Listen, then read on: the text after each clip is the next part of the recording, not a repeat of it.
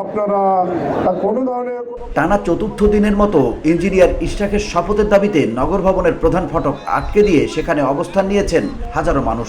ফলে সেবা গ্রহণ বন্ধ রয়েছে। দৃশ্যত আন্দোলনে অচল অবস্থায় দক্ষিণ সিটির নগর ভবনের কার্যক্রম।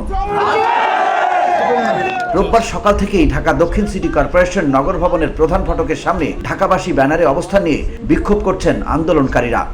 প্রকৌশলী ইশরাককে মেয়রের শপথ না নেওয়া পর্যন্ত আমরা এই আন্দোলন আমরা চালিয়ে যাব।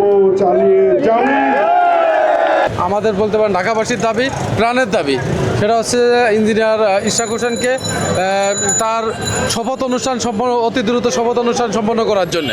সরজমিনে দেখা যায় বিভিন্ন এলাকা থেকে মিছিল নিয়ে নগর ভবনের সামনে জড়ো হচ্ছেন অনেকে। এ সময় শপথ চাই, ইশরাক ভাইয়ের শপথ চাই, শপথ নিয়ে তালবাহানা চলবে না, অবিলম্বে ইশরাক হোসেনের শপথ চাই, দিতে হবে। জনতার মেয়র ইশরাক ভাই, অন্য কোনো মেয়র নাই সহ বিভিন্ন স্লোগান দিতে দেখা গেছে। এদিকে গত শনিবার সন্ধ্যায় জাতীয় প্রেস ক্লাবে এক সংবাদ সম্মেলনে ইশরাক হোসেন বলেন, নির্বাচনের 30 দিনের মধ্যে মামলা করা হয়েছিল। তাপস প্রভাব খাটিয়ে এই মামলা থামানোর চেষ্টা করেন। তখন আদালত আওয়ামী লীগের নিয়ন্ত্রণে ছিল। তবে সব আইনি পদক্ষেপ মেনে আমরা রায় পেয়েছি। কাজেই আদালতের বিরুদ্ধে যারা কথা বলছেন তারা আদালত অবমাননা করছেন। এবং সেই ফলাফল নিয়ে গেজেট প্রকাশের 20 দিন পার হলেও তাকে শপথ করানো হয়নি জানিয়ে বিএনপির এই নেতা বলেন, আমরা শপথ গ্রহণের জন্য প্রস্তুত।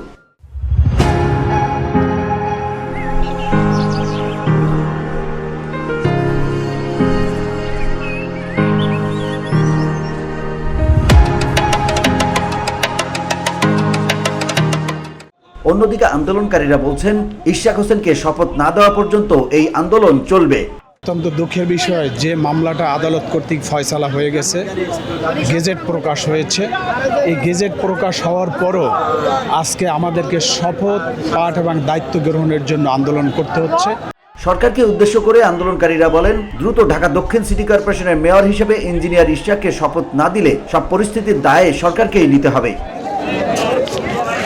VOD Bangla news desk.